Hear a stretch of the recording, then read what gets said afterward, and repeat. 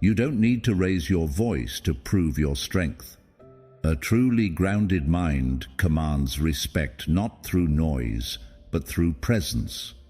In a chaotic world where people are quick to react, quick to anger, quick to give up, the one who can stay calm, rational, and disciplined is the most formidable. Not because they strike first, but because they're nearly impossible to bring down. That's exactly what you're about to learn in this video, through the lens of Stoicism. Stoicism isn't just abstract theory for philosophers locked away in libraries. It was practiced by generals on the battlefield, by emperors like Marcus Aurelius in times of crisis, and by everyday people facing grief, pain, and injustice. It teaches one simple truth. You can't control the world, but you can control yourself. And when you do that, you become unshakable. By the end of this video, you'll know how to build a mind that's not only strong, but quietly intimidating. Because people will sense you're not someone who falls easily. Number 1, the Mindshift that changes everything. Do you want a mind so strong it makes others pause? Then don't start by powering up. Start by letting go of the illusion that life is supposed to be easy. The root of suffering is the belief that things should be smooth, simple, and go your way. People aren't hurt by events, they're hurt by their thoughts that those events shouldn't happen.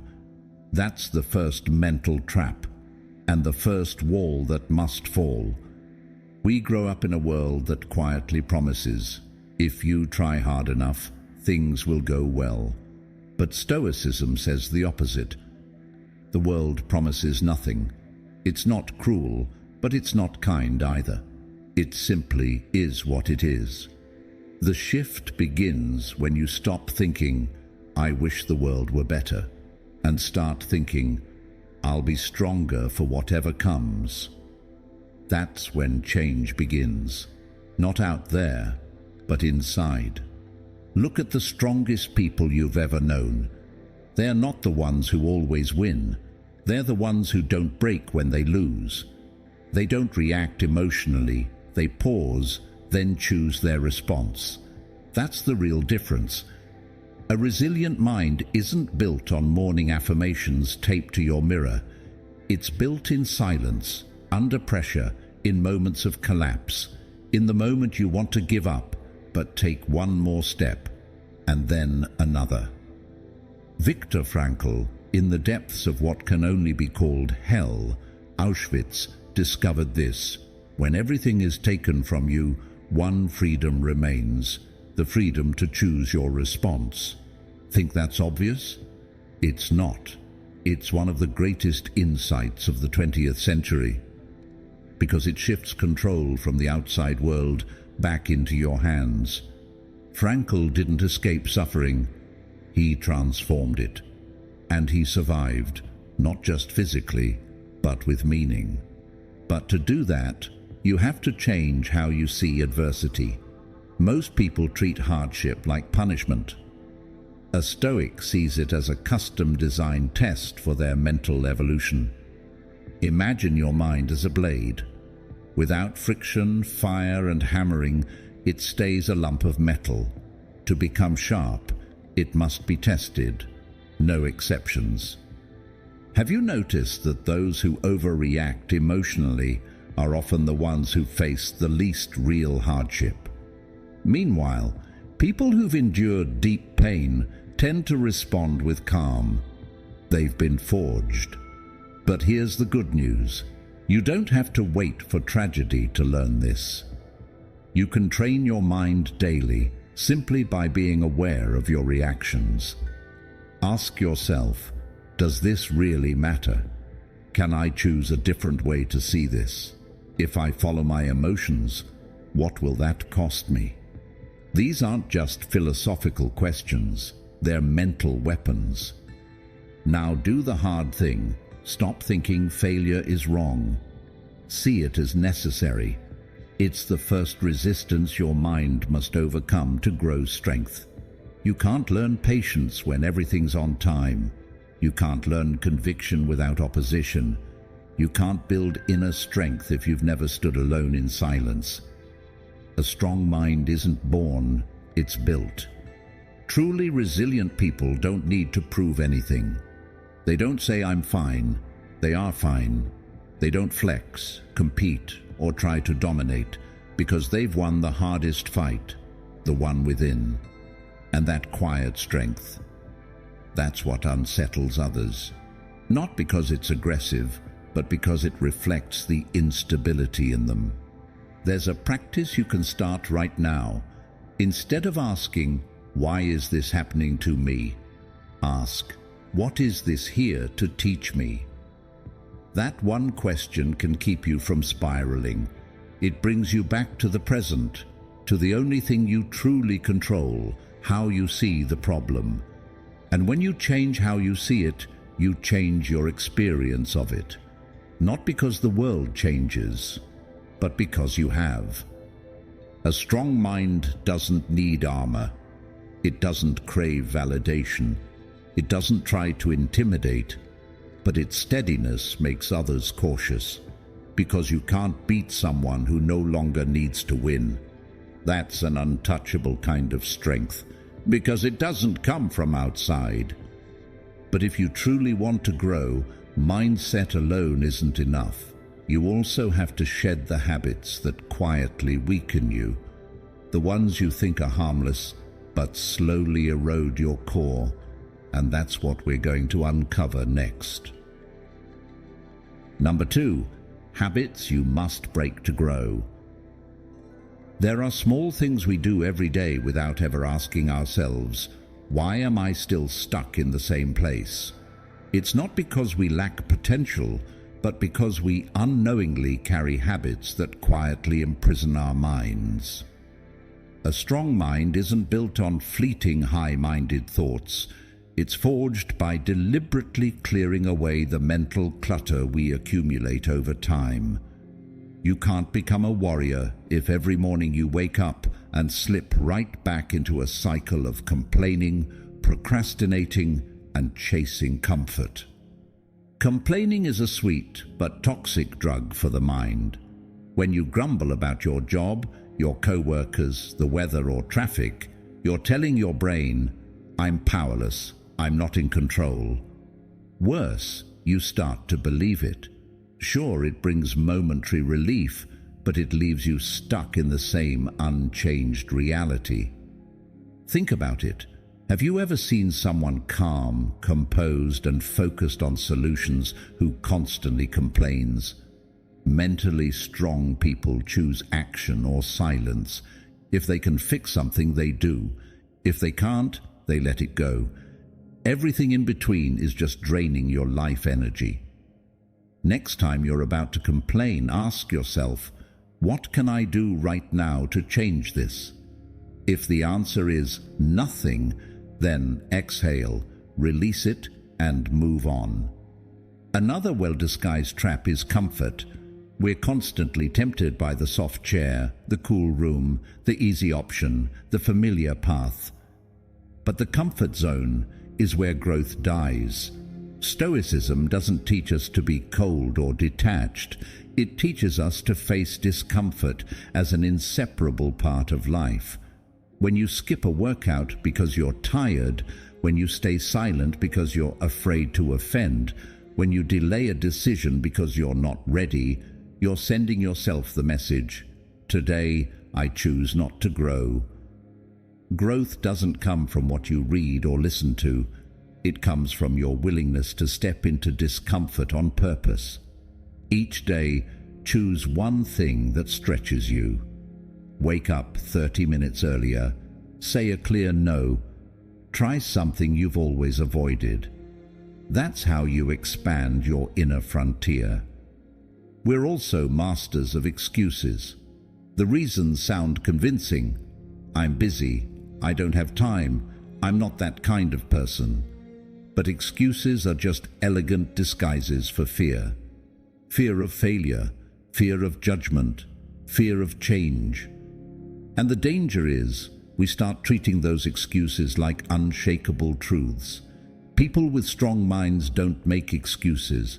They face reality and take responsibility. They don't wait for motivation. They just need the right reason. Ask yourself this: what in my life is stuck simply because I keep making excuses? There's one more habit we often overlook, but it's deeply rooted: the need for approval. We all crave recognition, praise, and agreement. That's human. But when your mind is controlled by other people's opinions, you lose yourself. You bend to fit in, hesitate over key decisions because what will they think? And slowly your core fades away. A Stoic knows the only approval that matters comes from their own conscience. Epictetus wrote, "If you want to improve, be content to be thought foolish and stupid." When you no longer need to be understood or applauded, you take your first steps toward real inner freedom. Here's the surprising thing: when you let go of old habits, you don't feel empty, you feel lighter. Like cutting sandbags off a hot air balloon, you start to rise. You don't need more, you need less. Less complaining, less comfort-seeking, less excuse-making, less craving for validation. And then you'll meet a version of yourself you've never seen before: calm, clear, unshakable. Now pause for a moment, just one breath. Close your eyes and ask yourself, am I nurturing my mind or sabotaging it every day? What's the one thing I keep doing over and over that I know is holding me back? You don't have to overhaul your life overnight. Just start today with one thing, one habit you know is limiting you. Stop it. No promises, no overthinking. Just do it. Every small act is a hammer blow to the wall around your willpower. And one day, you won't have to pretend to be strong anymore. You will be. And then you'll be ready for the next chapter. Not just eliminating the bad, but building the good. That's when we start talking about daily practice, concrete actions to forge lasting inner strength. A solid foundation that won't crack, no matter how chaotic life gets. Number 3, daily practices for inner strength. After tearing down the old outdated beliefs, self-sabotaging habits, and all the crutches you once leaned on, you're left standing on bare ground.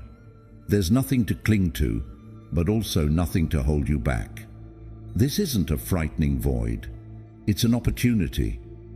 And it's where you start to rebuild, not a temporary shelter to survive the day, but a solid home for the mind. Every brick you lay isn't just knowledge, it's action. Repeated, steady, real. Stoicism isn't a philosophy to simply understand. It's a discipline to live. And you can't live it unless you practice it every single day. Strangely, many people think of mental strength as some mystical trait or an inherited gift. But the Stoics knew better. The mind is a construction site. You build it brick by brick, beam by beam, with discipline, with willpower, and with seemingly trivial acts. Like taking a cold shower in the morning. It doesn't make you a hero, but it is the first test of the day. Will you choose discomfort to regain control, or will you let old habits drag you back into weakness? Then there's movement. A weak body can barely support a strong mind. The ancient Romans understood this. The body is an instrument of the will. When you lift weights, run, or do push-ups, you're not just training muscles. You're building endurance, grit, and above all, self-respect. You said you would, and you did. Rain or shine, witnessed or not. So ask yourself, how long has it been since you last broke a promise to yourself? But intensity is only half the battle. The other half is depth. A true Stoic carves out a few minutes every day to step back from the noise, shut everything off, and actually listen to themselves. Call it meditation, stillness, silence, whatever you want. Just know this: no one can control their emotions if they've never taken the time to observe them. When the world pushes you into chaos, only this kind of inner training can keep you grounded, rather than blown around like a leaf in the storm. And then there's the one practice most people avoid: choosing to challenge yourself daily. Not to show off, but to sharpen. Wake up when the alarm rings. Don't snooze. Send the uncomfortable email. Say no when you need to withdraw. Learn the skill that makes you feel clumsy and slow. These things are small, but every time you do them, you place another brick of willpower. And every time you dodge them, you carve a deeper hole inside yourself. Epictetus said, "No man is free who is not master of himself." You don't need to explain this line, you need to live it. The freedom you're chasing isn't out there. It's in your ability to do what needs to be done, even when you don't feel like it. So be honest. When was the last time you chose the hard thing instead of the easy one? When did you last say no to comfort so you could say yes to growth? A strong mind doesn't need praise. It works in silence. It doesn't overreact. It doesn't get pushed around. People may not know why you feel different, but they will feel it. And sometimes they'll fear the quiet power you carry. If you truly want to build that kind of strength, start tomorrow, or better yet, start today. Take a cold shower, move your body, sit in silence. Choose the hard thing you've been avoiding. Do it not because you're motivated, but because you're building a mind that can't be shaken. No applause, no rewards. Just the quiet knowing you're becoming solid as stone. And if you feel tired, discouraged, or ready to quit, pause, breathe, notice what's happening. Realize this discomfort won't break you. It's simply asking, are you worthy of the stronger version of yourself? Because once you notice the shift in your reactions, your calm in chaos, your grip on anger, laziness, fear, you'll know you're not who you used to be. And that's when you're ready for the next lesson, the one every true Stoic spends a lifetime learning: how to rethink failure, not to avoid it, but to befriend it, and use it to become unshakable. Number 4, rethink failure like a Stoic. Failure is something most of us are taught to avoid, to hide, or to move past as quickly as possible, as if it were a filthy trap on the road of life, and only the careless fall into it. But to a Stoic, failure isn't a trap, it's a map nobody wants to hold, but anyone who's gone far has read. Failure shows you where you're weak, where you don't fully understand yourself, where you thought you had enough, but didn't. Most people see it as the end. A Stoic sees it as reality's stern nod, inviting you to adjust and move forward. If you've ever lost a job, been rejected, or stood in a room full of people and still felt invisible, you've failed. And if, in those moments, all you did was blame yourself, lash out, or rush for comfort, then you missed a rare chance to train your mind. A strong mind isn't one that knows everything. It's one that dares to sit with failure and ask, "What are you here to teach me?" The truly successful, the ones others respect without them needing to say a word, are the ones who've asked that question many times and waited long for the answer. Catherine Schultz, a Pulitzer Prize-winning journalist, wrote an entire book called Being Wrong to highlight a deeply uncomfortable truth. The best people are often the ones who've been wrong the most, but they don't get stuck in their mistakes. They observe them like scientists watching an experiment. No shame, no excuses, no defensiveness. If you fail, you learn. If you learn, you grow. And that's how they go further than those who cling to being right. Think about it. What mistake have you made that still keeps you from trying again? The ego that can't admit fault is the quietest prison you'll ever live in. A Stoic doesn't deny their flaws. They treat them as the first stepping stone to inner strength. Because if you can't handle being wrong, you'll never handle getting better.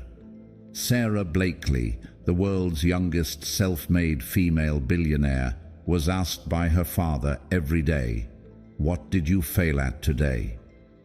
It might sound like a cruel joke, but it did something most parents are too afraid to do. It trained her to face failure head-on from an early age. For Blakely, failure wasn't proof of being wrong, it was proof she was reaching. When her idea for Spanx was rejected dozens of times, she didn't feel ashamed. She felt closer to a yes. Maybe you think you're nothing like Blakely, but the truth is, you're more like her than you think. The only difference is, she trained her brain not to flinch every time the world said no. The Stoic trains the mind the way a blacksmith tempers steel. They know no blade is sharpened in warm water. Failure is the forge, the anvil, the hammer's rhythm. And every time you fall, you face a choice. Shrink back into shape, or take the heat and remake yourself. Epictetus said, "Difficulties show men what they are, not a success, not praise, not moments of recognition. It's failure, hardship and loss that strip you down to your core, and only when you dare to look at what's truly there does rebuilding mean anything at all."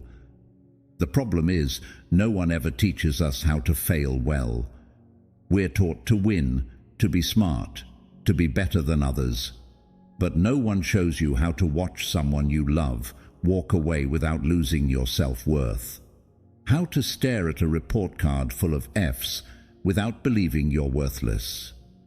How to fail and stay awake through it.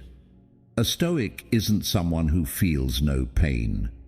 They're someone who feels deeply but doesn't lose themselves in it. If you want to build a mind so strong it makes others think twice before underestimating you, start at your weakest point, the failure you're still too scared to face. Write it down. Look at it. Don't judge it. Just learn. And next time failure knocks, don't pretend you're not home. Open the door, pour it a quiet cup of tea and ask, "What are you here to teach me this time?" If you're still reading, if you've made it through more than half this journey with me, you're not just listening to a speech, you're learning to stand inside the fire. We're not here to comfort you, we're here to remind you. There's something inside you that hasn't been awakened yet, and failure holds the key. Hit like if this helped you see failure differently, and don't leave just yet, because what's next won't repeat the same ideas. They're the next blows in the forge that will shape a steel-strong mind. No one else can do this for you. But if you do it, trust me, the world won't be able to ignore you. Number 5. Master your emotions under fire. Try to remember the last time someone hurt you. Maybe it was an offhand remark, a cutting comment, or just a dismissive glance during a meeting. In that moment, did your blood rush to your head, heart pound faster, throat tighten in anger? Did you just want to snap back? That reaction is instinctive and understandable, but not always necessary. Emotions are like steam in a pressure cooker. Open the lid too soon, and it blasts out, burning everything around it. But if you manage the heat, you can cook an incredible meal without hurting anyone. The problem isn't the cooker, it's whether you know how to control the flame. Stoicism doesn't ask you to be emotionless or detached. It asks one simple question: is what you're reacting to really worth sacrificing your peace of mind? Is it worth brooding for 3 days over a nasty comment online? Worth slamming the table in a meeting because someone disagreed with you? Worth sulking all day because of one condescending look? Emotions aren't the enemy. They're messages, but you can choose to read them rather than be swept away by them. In a job interview, a candidate walks in, strong resume, solid experience, but a slightly tense attitude. The interviewer raises an eyebrow. Instead of getting defensive, the candidate pauses, smiles, and calmly asks, "Could you share what concerns you might have? I'd love to address them."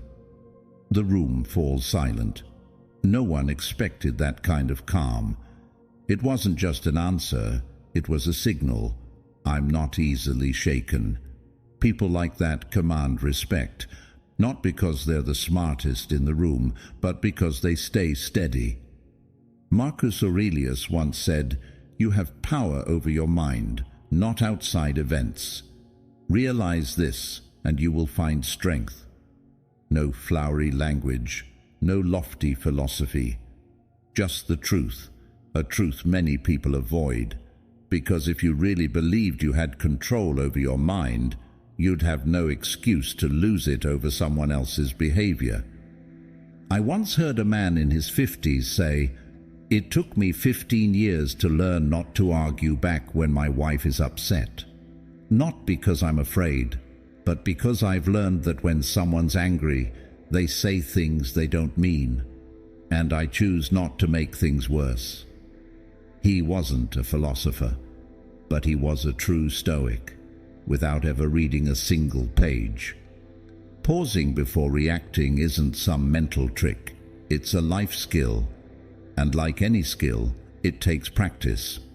Every morning before you leave the house, remind yourself, "Today, I won't react too quickly." And every time you feel yourself on the verge of snapping, try standing still for 5 seconds.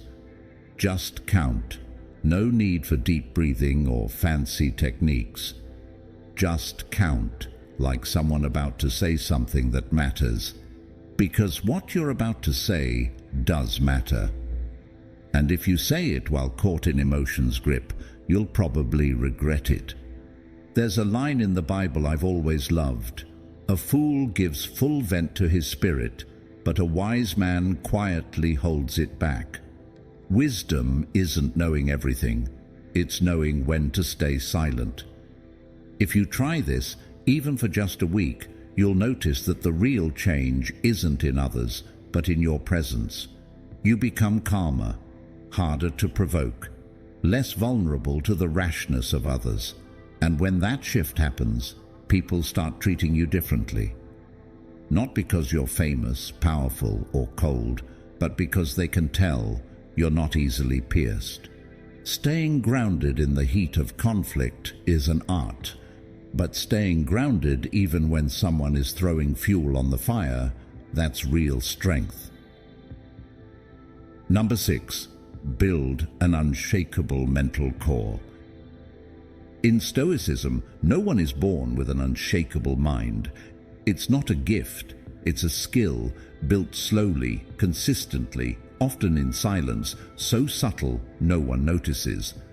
And because it's quiet, when it finally forms, it commands a kind of respect. Not the fear that comes from aggression, but the awe that comes from someone who stays calm while others spiral into panic. It sounds good in theory. But what does it actually look like? It looks like rush hour traffic that's not moving, a deadline breathing down your neck, your phone ringing non-stop, and an email from your boss blaming you for a mistake that wasn't yours, and you don't lose it. You don't slam the desk, snap at anyone, or shoot back with sarcasm. You sit, you breathe, You think, "I've been through worse, I can handle this." That's Stoicism. Not a long lecture, just a single choice in a single moment. But it changes everything. Picture your mind like a house.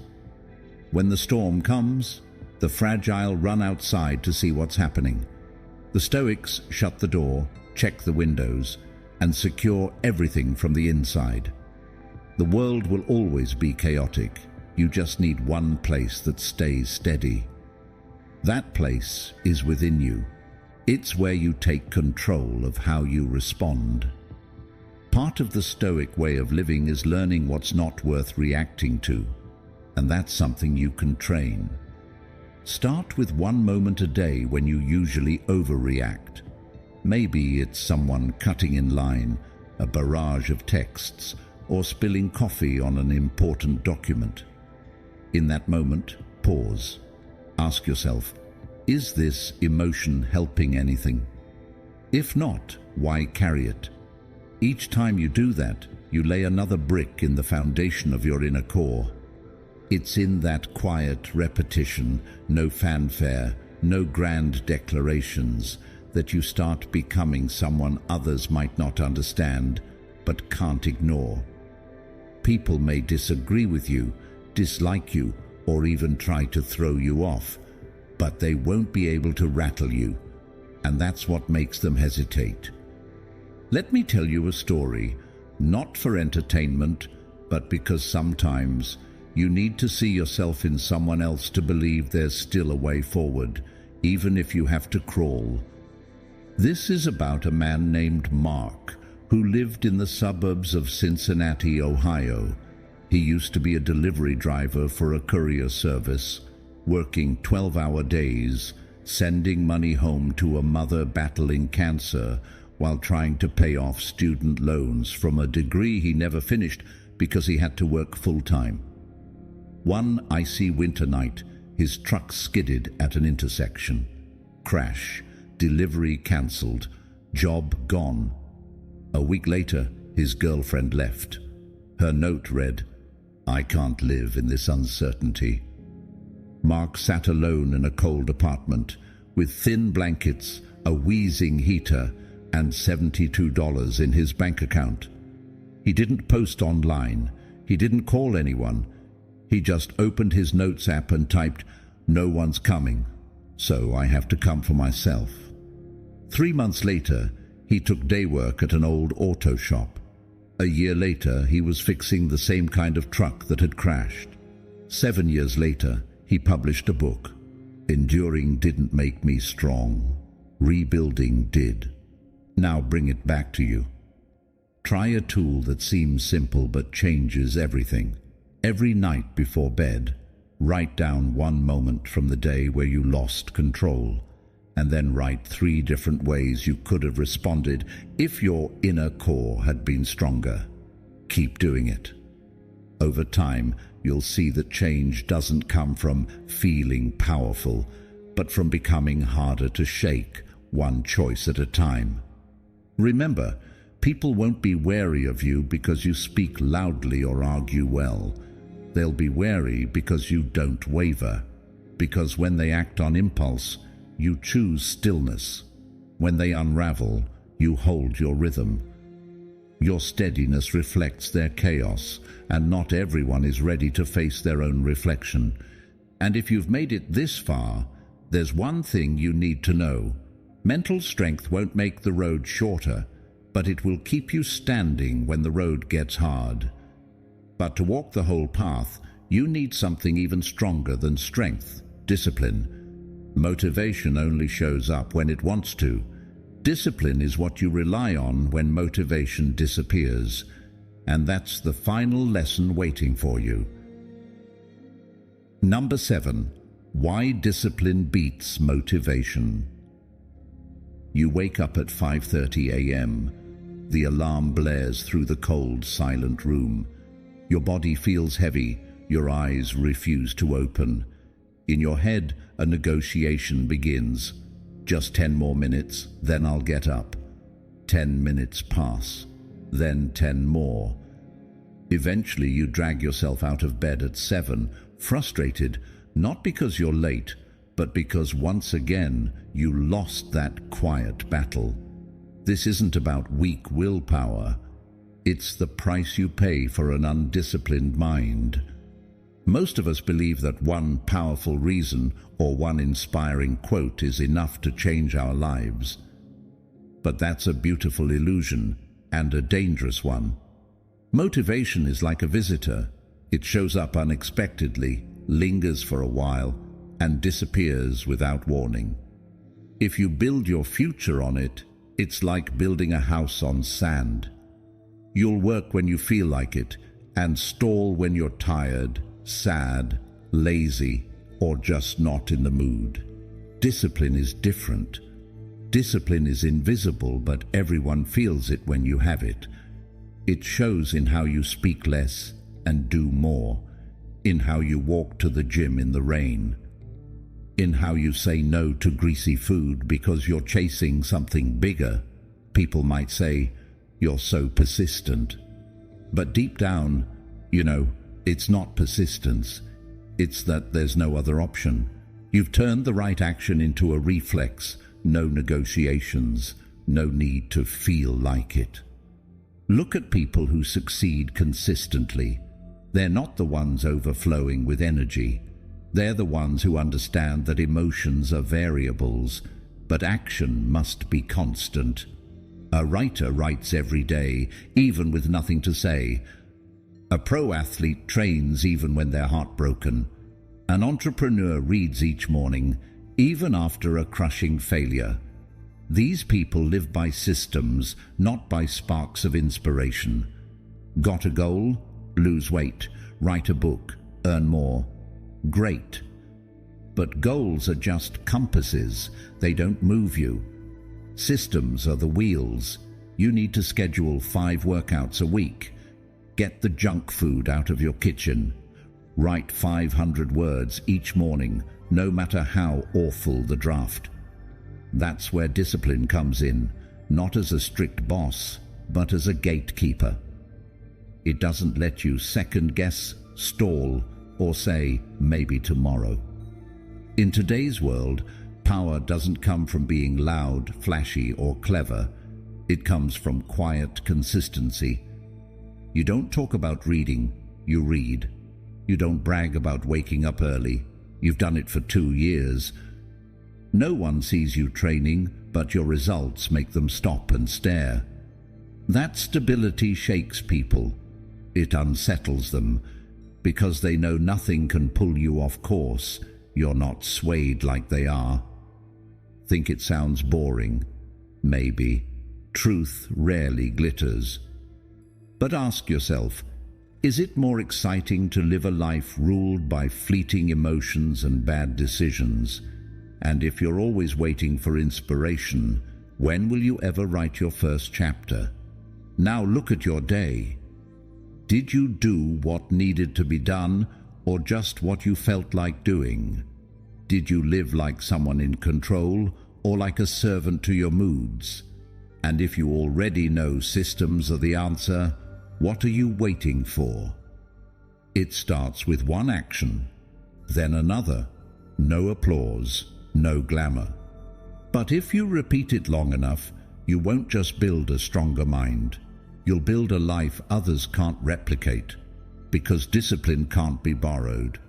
It's forged, day by day, in the unseen moments that shape everything. And if you live like that long enough, you won't just build mental strength. You'll become a pillar of stability in a chaotic world. And nothing is more powerful than someone who always knows exactly what they need to do, no matter what their emotions try to say. We've just explored 7 principles to help you build a mind so steady, so unshakable, that it commands quiet respect. Not because you pretend to be strong, but because you live with consistency, calm, and control, even when life is pure chaos. Stoicism doesn't hand you a magic spell. It gives you tools. It doesn't say, feel better. It says, do the right thing, no matter how you feel. And it's in those exact moments when you don't want to keep going but you do anyway, that your mind grows. Quietly, relentlessly, powerfully. You might not even notice you've changed. But one day someone will ask, "How do you stay so grounded?" And you'll smile, because you'll know it wasn't luck, it was practice. If something in this video resonated with you, leave a comment. I want to hear your story, what you're pushing through, what you're working on. And if this journey speaks to you, hit subscribe. We've got more to learn. This path of inner growth, it's only just beginning.